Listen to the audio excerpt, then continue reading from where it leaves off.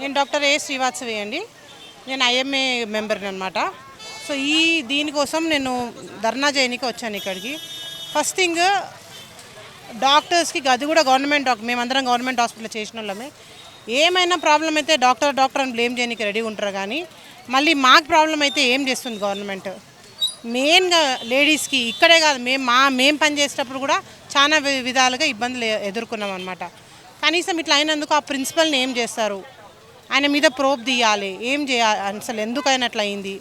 ఇంకా ప్రతిసారి అందరు ఇట్లా డాక్టర్స్ని ఈ విధంగా ఇంకా అన్న ప్రాబ్లం చేస్తే మేము ఇంకా అసలు నేను చెప్పడం ఏంటంటే, ఈ డాక్టర్ ఫీల్డ్ ఎన్నుకోకండి. మనకు సమాజం సెక్యూరిటీ అయినంత వరకు ఎన్నుకోకండి. ఎందుకు కష్టపడాలి? ఎవరి కోసం కష్టపడాలి? వీళ్ళందరూ ఏమైనా నైట్ డ్యూటీలు చేస్తున్నారా? ఉన్నోళ్ళందరూ నైట్ డ్యూటీలు చేయాలి, నిద్ర ఖరాబ్ చేసుకోవాలి, మీ దగ్గరనేమో ఇవన్నీ ఫేస్ చేయాలి. అవసరం ఏముంది? ఈ ఫీల్డ్కి రెస్పాన్సిబిలిటీ ఇచ్చి మీరు ఎంతైతే డిమాండ్ అడుగుతారో అట్లెట్లయింది. చిన్న పేషెంట్ ఇట్లయితే అట్లెట్లయింది మేడం, మీరు చూసుకోలేదా? రిపోర్ట్లు చూడలేదా? మీకు తెలియదా? ఏం చదివినరు అని అన్నప్పుడు మమ్మల్ని కూడా మాకు కూడా సెక్యూరిటీ ఇవ్వాలి కదా. మేము కూడా అడగాలి కదా. మేము అడిగే వరకు ఏముండదు ఆడ. మేమేం చేసే దగ్గర మాత్రం అడుగుతూ ఉంటారు.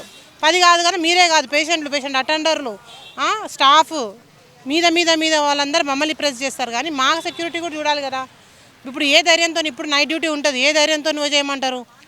ఒకటి బయట రోడ్ల మీద ఏం దొరకదు. ఫస్ట్ ఆఫ్ ఆల్ నైట్ డ్యూటీలో ఒకవేళ మధ్యరాత్రి తినాలన్నా చేయాలన్నా ఏం దొరకదు. మీదంగా అరే సొంత హాస్పిటల్ ఆడకాకపోతే ఇంకేడు ఉంటాం మేము? ఆ హాస్పిటల్ లోపల కూడా భద్రత లేకపోతే ఇంకేడు ఉంటుంది భద్రత?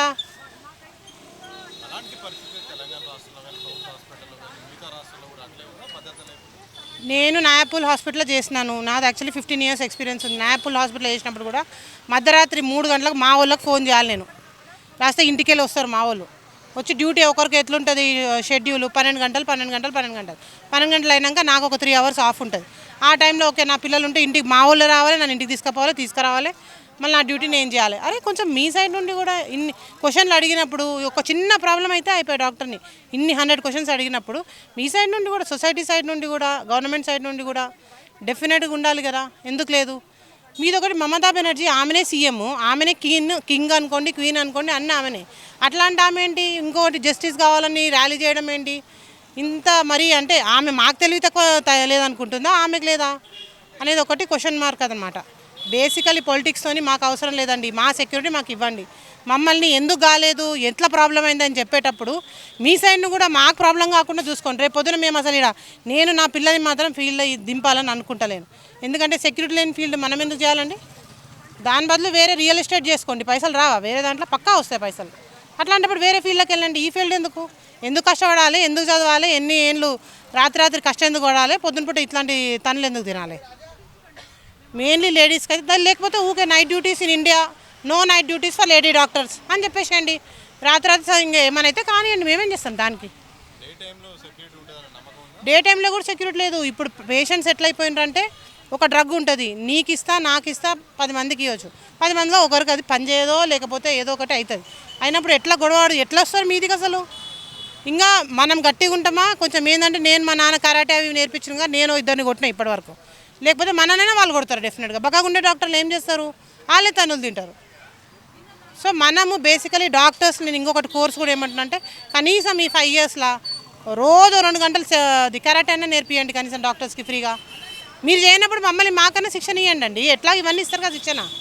ఇప్పుడు బయాలజీ, జువాలజీ ఎట్లయితే అనాటమీ, ఇస్తారు కదా, ఫిజియోథెరపీ అన్నీ ఇంటర్ మెడిసిన్ ఇచ్చినట్టు కరాటే కోర్స్ ఇవ్వండి, కుంఫు ఇవన్నీ కూడా మాకు నేర్పియండి. మళ్ళీ ఇట్లా కాకపోతే అట్లనే చేయండి.